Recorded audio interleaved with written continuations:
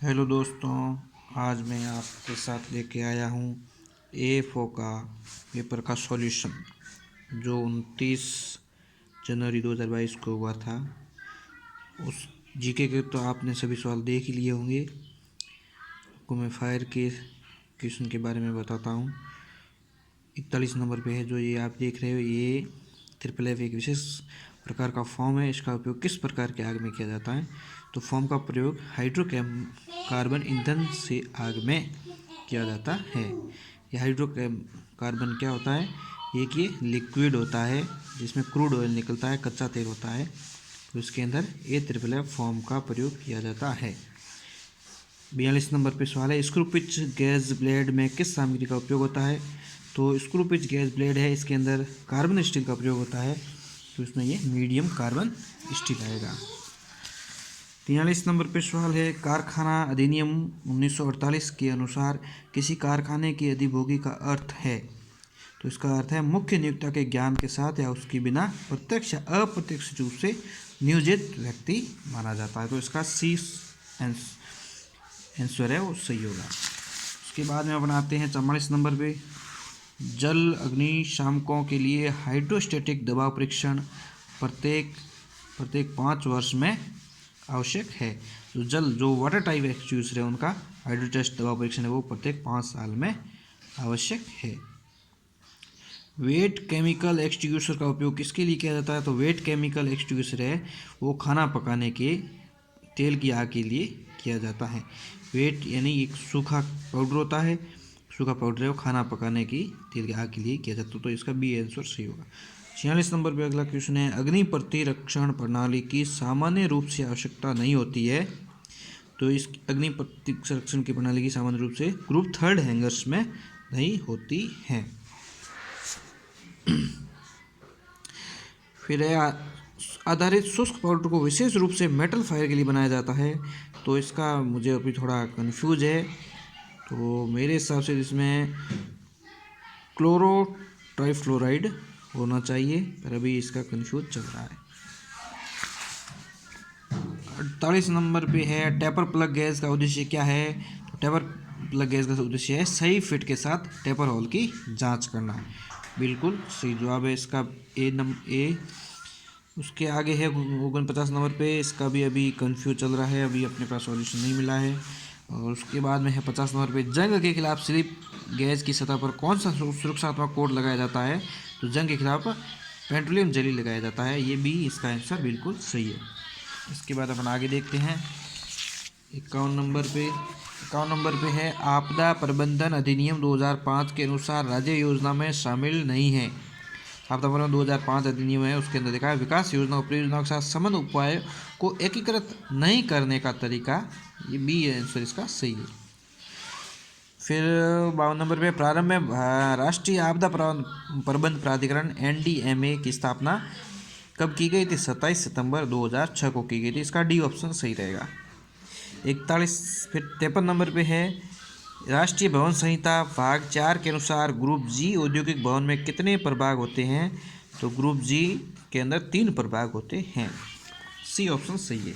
इसके बाद देखते हैं 54 नंबर, NFPA 11 का अर्थ है, NFPA 11 का अर्थ है निम्न मध्यम और उच्च एक्सपेंशन फॉर्म के लिए मानक।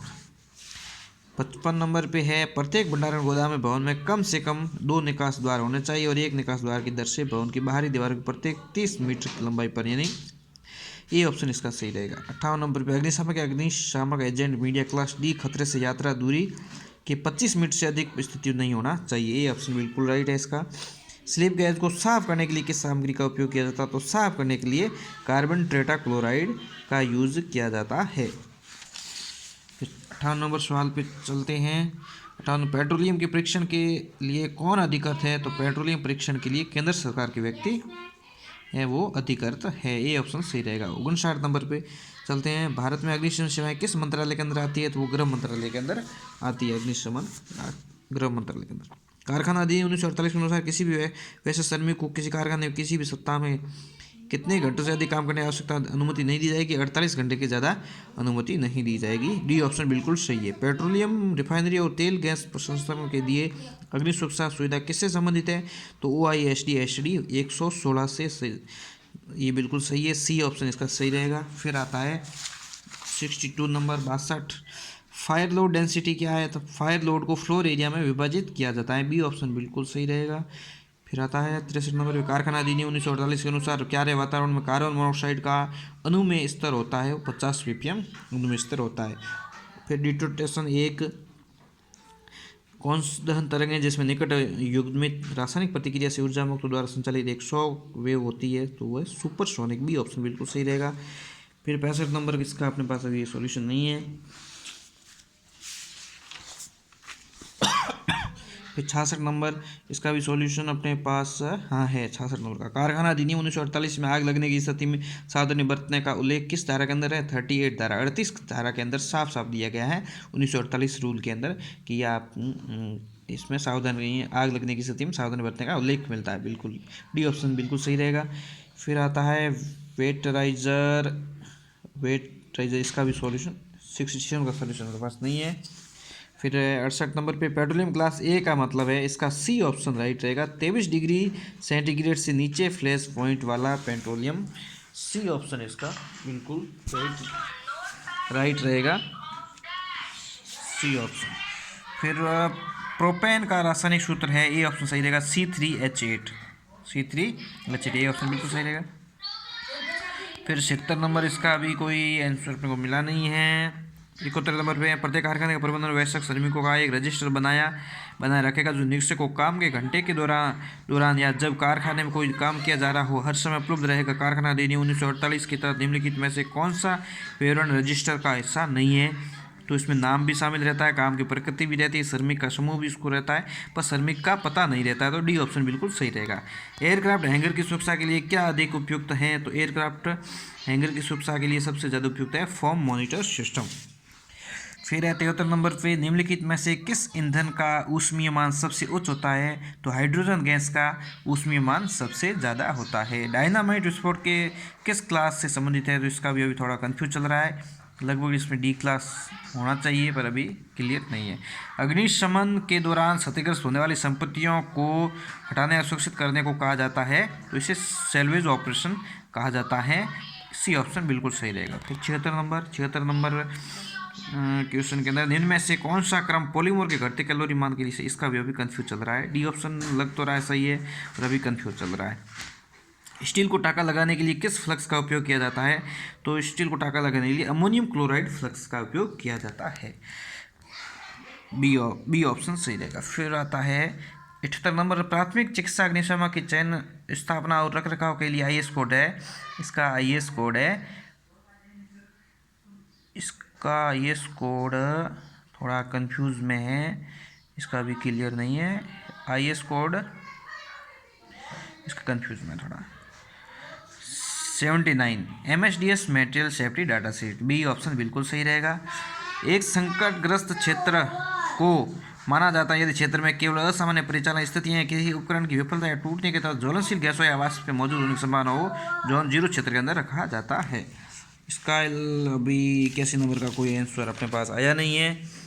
82 नंबर है, 82 नंबर क्वेश्चन है, इसका है फायर ड्रिल के समय कौन सा कथन सत्य नहीं है तो बताना है। तो दिन के अलग अलग समय और अलग अलग गतिविधियों के दौरान फायर ड्रिल बेहतरबी ढंग से होना चाहिए, ये गलत है, सी ऑप्शन गलत रहेगा इसका, यानी सी ऑप्शन गलत है इसलिए इसको सही नहीं बताना था, तो सी ऑप्शन सही रहेगा।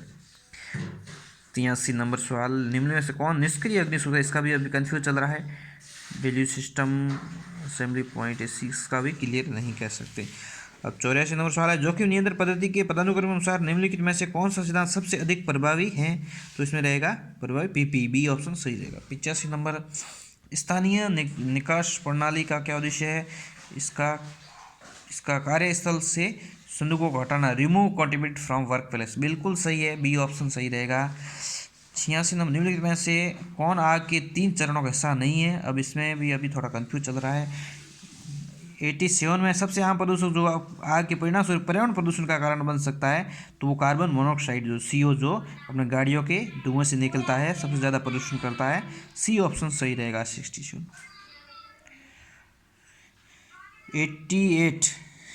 88 के अंदर है फायर जोन नंबर 1 में वे क्षेत्र शामिल होंगे जिनमें होंगे इसमें group A, group B, group C, group D, sub division E, फेस्ट एवं ग्रुप एफ सभी शामिल है। सी ऑप्शन इसका बिल्कुल सही रहेगा। 89 क्वेश्चन है कारखाना अधिनियम 1948 के अनुसार एक निरीक्षक की नियुक्ति किसके द्वारा की जाती है? तो एक निरीक्षक की नियुक्ति राज्य सरकार के द्वारा की जाती है। बिल्कुल सही बी ऑप्शन। निम्नलिखित में से कौन सा लघु प्राथमिक उपचार पेटी का भाग नहीं है? तो ORS पाउच है, वो कहीं पर भी उसका जिक्र नहीं किया जाता है। ORS पाउच है, वो उल्टी दस्त के लिए होता है, तो वो हमेशा नहीं रहता है क्योंकि बैंडेज स्ट्रिप भी रहती है, रोलर बैंडेज रहता है और आँख के लिए एक विसंक्रमित पैड भी रहती है। तो इसमें ए ऑप्शन बिल्कुल सही रहेगा। 91 नंबर पे है वन मैन कैरी बचाओ अभियान क्या है? एक वन मैन इसके अंदर उपयुक्त सभी रहेगा क्योंकि पिक ए बैग अकेला आदमी है, वो वन मैन कैरी करके बैग पीठ पीछे बैग करके लेके जा सकता है। फायरमैन लिफ्ट से भी लेके जाता है और ह्यूमन क्रेडल के अनुसार भी लेके जाता है। ह्यूमन क्रेडल है नहीं, जैसे अपने हाथों से अपने गोदी में लेते हैं उसी तरह लेके जाना, वो ह्यूमन क्रेडल होता है। तो इसका डी ऑप्शन बिल्कुल सही रहेगा। नेशनल बिल्डिंग कोड फॉर 2016 के अनुसार भंडारण भवनों को किस ग्रुप के रूप में वर्गीकृत किया गया है? तो ये भंडारण भवन है वो स्टोरेज ग्रुप H के अंदर आता है। बी ऑप्शन बिल्कुल सही रहेगा 92 का। फिर आता है 93 सर्व अलार्म अधिसूचना उपकरण दबाव स्तर 15 और औसत परिवेश ध्वनि शुल्क प्रदान करेगा जिसकी अवधि 60 सेकंड से कम नहीं होगी। सी ऑप्शन बिल्कुल सही रहेगा 15-60। 94 नंबर पे शुष्क रसायन और हेलोजन युक्त एजेंट विभिन्न प्रकार की आग पर प्रभावी होते हैं। तो ये DC ड्राई केमिकल पाउडर है, वो चेन रिएक्शन में बाधा डालता है क्योंकि जलने के लिए 3 चीज़ें तो जरूरी है और उसके साथ में चेन रिएक्शन भी जरूरी है। चेन रिएक्शन को तोड़ता है DCP पाउडर। फिर ये 95 सवाल कौन सा हौज भंडारण का एक प्रकार नहीं है? तो हौज रोज की भंडारण के प्रकार एक भी नहीं है इसमें। डच रोल भी नहीं है, फिंगर ओवेट भी नहीं है, फ्लेकिंग भी नहीं है। उपरोक्त सभी डी ऑप्शन सही रहेगा क्योंकि ये हौज रोल के तो प्रकार है पर भंडारण के प्रकार नहीं है।